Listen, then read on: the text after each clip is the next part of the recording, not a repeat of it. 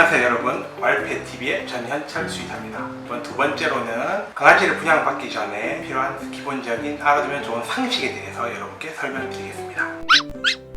첫 번째로 강아지를 데려오는 시기 한번 알아볼까요? 기본적으로 강아지를 데려오는 시기라는 건 따로 없습니다. 2개월에서 6개월 사이에 어린 강아지를 데려오면 여러분이 교육시키고 앞으로 같이 생활하기에 좀 더 수월한 강아지 적절한 시기가 될 수가 있습니다. 그래서 2에서 6개월 이 시기를 우리가 강아지의 사회화기라고 얘기합니다. 그럼 사회화기는 뭐냐? 쉽게 설명드리면 스펀지가 물에 넣으면 물을 다 흡수하죠. 그냥 다 빨아들입니다.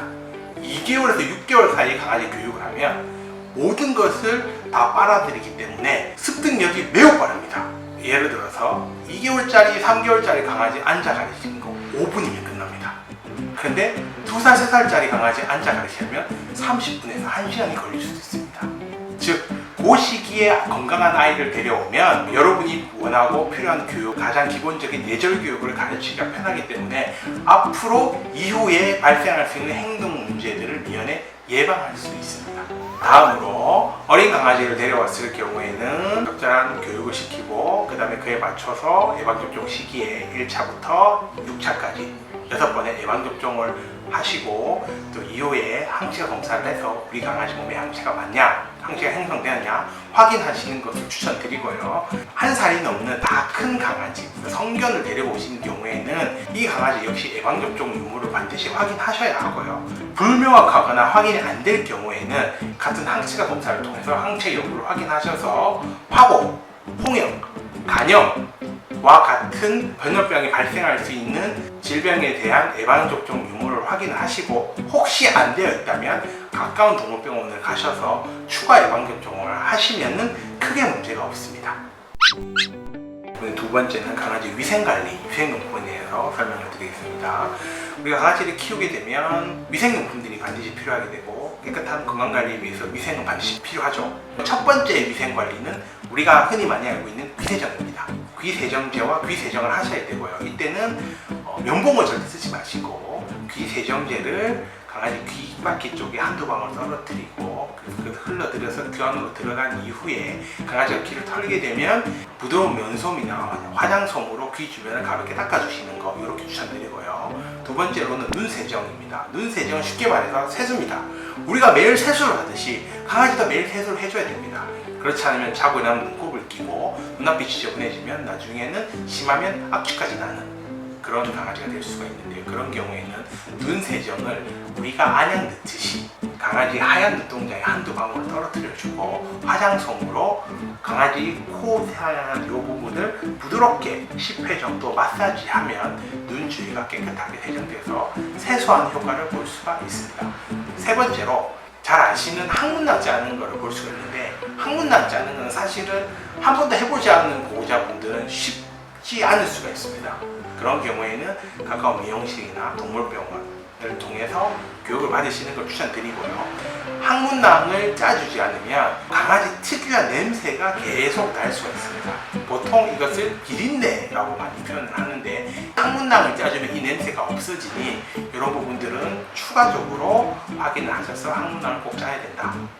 가장 기본적인 위생수칙 3가지, 눈세정, 귀세정, 항문낭 요 3개만 하면 우리 강아지 냄새 나지 않고 깨끗하게 키울 수 있습니다. 물품은 크게 이제 영유아 시기와 성견 시기의 물품으로 나눌 수가 있고 여러 가지 물품이 있을 수 있지만 첫 번째 중요한 것은 간식입니다. 사료는 당연히 애기 강아지와 성견 이 둘을 나누면 되고 일반적으로 퍼피는 한 6개월 정도까지라고 생각하시면 되고 그보다 더 중요한 것은 체중이 2kg 정도가 되면 퍼피까지라고 볼 수 있고 2kg가 넘어가면 성견, 어덜트에 가깝다고 보실 수가 있으세요. 그래서 이거는 견종에 따라 차이가 있긴 하지만 사료의 선택은 체중이 좀 중요한 역할을 하고 있다. 그리고 개월수는 6개월 전후, 체중 2kg와 6개월 전후를 꼭 기억하시면 도움이 될 것 같고요. 그 다음에 간식은 가급적이면 예방접종이 끝나기 전까지 대략 한 4, 5개월 전까지는 새로운 간식은 안 주시고 사료만 주시는 것을 반드시 추천드립니다. 어린 강아지, 8개월에서 9개월 이하의 강아지인 경우에는 유치가 발달하게 되고요. 6개월에서 10개월 같은 경우에 이제 유치가 다 빠지고 영구치가 완전히 나는 시기가 대략적인 그 시기가 됩니다. 근데 그 사이에 유치가 잔존하는 경우가 있습니다. 이건 왜 그러냐? 사료를 주기 때문에 유치를 사용할 수 있는 그런 여러 가지 일들이 줄어들기 때문에 유치가 빠질 확률이 줄어듭니다. 그러면 우리가 할 수 있는 거는 터그놀이라는 걸 통해서 열심히 강아지 이빨을 물고 뜯고 돌려서 유치를 빠지게끔 하고 영구치를 잘 나게 해야 되는데, 이러지 않으면 유치가 잔존하고, 유치가 잔존하면 영구치가 정상적으로 나지 않고 옆으로 나든지 앞으로 나서 사람 덧니같이 그렇게 되는 거예요. 그러면 유치를 뽑는다 하더라도 남아있는 영구치 때문에 치아의 모양이 이상하고, 이것 때문에 기타 치과 질환이 발생할 수 있습니다. 그래서 이걸 예방하기 위해서는 우리가 2, 3, 4, 5, 6개월 시기에 열심히 터그놀이를 하시고 강아지 유치가 빠지도록 뜯을 수 있는 장난감이 반드시 필요한 시기입니다. 자, 그러면 마지막으로 우리가 궁금한 견종에 따른 성격 차이를 한번 알아보겠습니다. 크게 두 가지로 한번 나눠볼 텐데요. 아주 에너지가 많고 아주 활발하고 매일 한두 시간 이상 반드시 산책시켜야 하는 강아지 견종, 여러분이 좋아하시는 비숑, 프리제, 그 다음에 푸드, 그 다음에 요크셔 테리어, 그 다음에 비글, 이런 견종들은 에너지가 아주 넘치고 활발한 강아지라서 산책이 반드시 필수인 강아지입니다. 두 번째로 얌전한 강아지 말티즈, 그 다음에 치아와, 그 다음에 시추, 이 정도로 우리가 볼 수 있는데요. 이 세 견종은 조용한 성격이고 조용한 분위기를 좋아하고 주변에 소란스러운 걸 좀 싫어하는 경향이 있습니다. 조용한 곳에서 편안하게 강아지를 키우고 싶은 그런 분들은 이 세 견종을 추천드리고요. 마지막으로 대형견을 키우고 싶어하는 보호자들이 좀 많이 있습니다. 근데 대형견을 키우실 때는 소형견을 데려올 때보다 더 많은 고민을 하셔야 됩니다. 왜냐하면 모든 대형견은 다 에너지고 활동적입니다. 그리고 일반적으로 대형견은 전원주택이 있고 앞에 잔디가 있고 넓은 마당이 있는 공간에서 기본적으로 어울립니다. 그럼 그렇다고 아파트 생활하는 그 대형견을 못 키우는 건 아닙니다. 다만 아파트나 약간 좁은 공간의 대형견을 키우실 때는 그만큼 산책이라든지 야외 활동을 충분히 해주셔야 됩니다. 그래서 등산을 좀 추천을 많이 드리는 편입니다.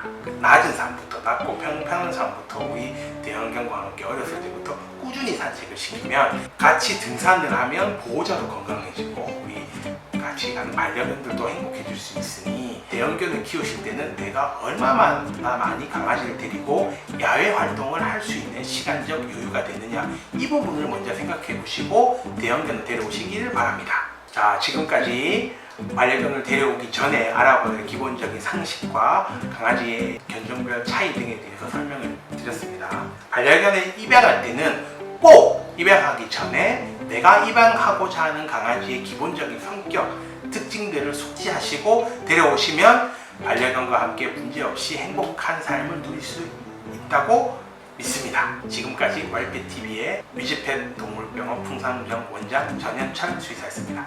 감사합니다.